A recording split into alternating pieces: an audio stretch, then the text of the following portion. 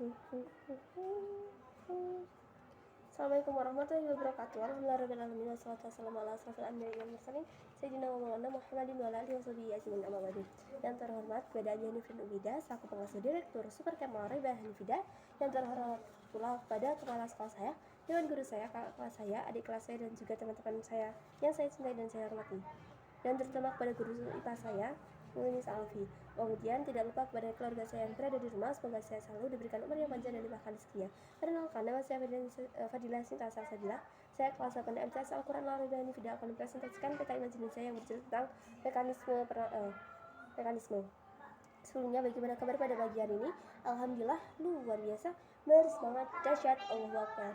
Jadi yang pertama di sini tuh, yang pertama tentang mekanisme. Nah, mekanisme ini pada saat pengerjaan mekanisme, pernafasan itu terjadi kerjasama antara otot dada, tulang rusuk, otot perut dan juga diafragma. Nah, diafragma itu adalah otot yang terdapat di antara rongga dada dan juga rongga perut.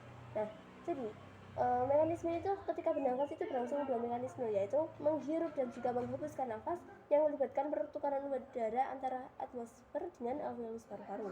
Kemudian pada saat inspirasi, diafragma dan otot dada berkontraksi, volume rongga dada itu membesar, paru-paru mengembang dan juga udaranya itu masuk ke paru-paru.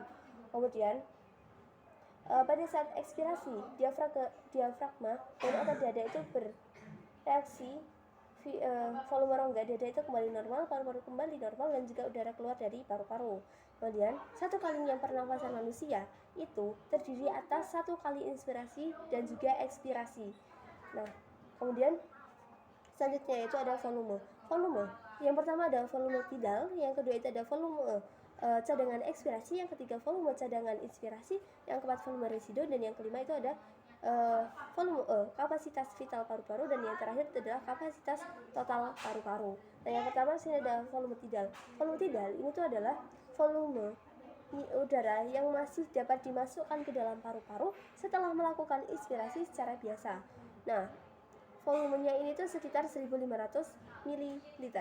Nah, kemudian udara yang masuk keluar paru-paru saat tubuh melakukan inspirasi atau ekspirasi biasanya itu volumenya sekitar 500 ml. Selanjutnya yang kedua ada volume cadangan ekspirasi, di mana volume udara yang masih dapat dikeluarkan secara maksimal dari paru-paru setelah melakukan ekspirasi. Nah, biasanya volumenya itu sekitar 1500 ml.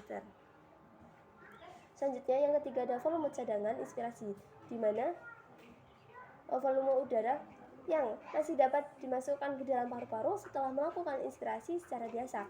Volumenya itu 1500 ml. Selanjutnya yang keempat itu ada volume residu, di mana volume residu ini adalah volume yang masih tersisa di dalam paru-paru meskipun setelah melakukan ekspirasi secara maksimal, dan volumenya itu sekitar 1000 ml.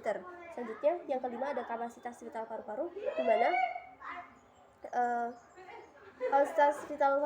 kapasitas vital paru-paru ini adalah yaitu total dari volume tidal ditambah volume cadangan ekspirasi ditambah volume cadangan inspirasi. Kapasitasnya itu sekitar 3500 ml.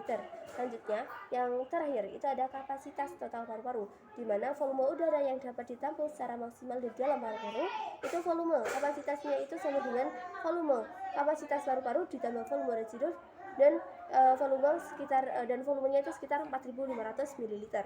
Selanjutnya yang terakhir ada contohnya tuh, yang pertama itu ada umur.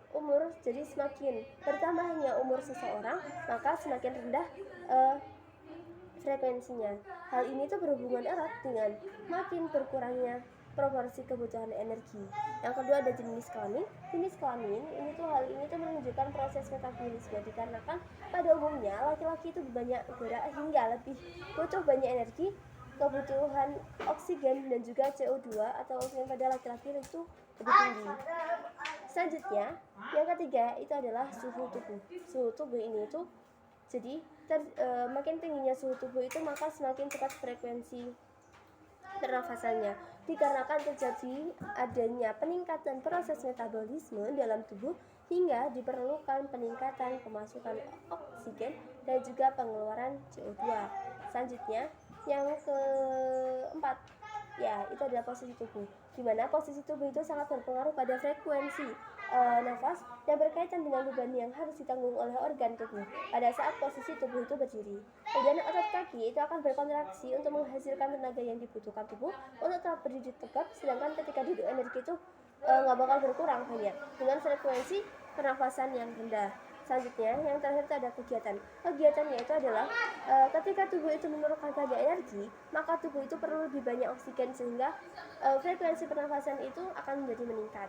Baik, sekian dari presentasi saya, kurang lebihnya maaf. Wassalamualaikum warahmatullahi wabarakatuh.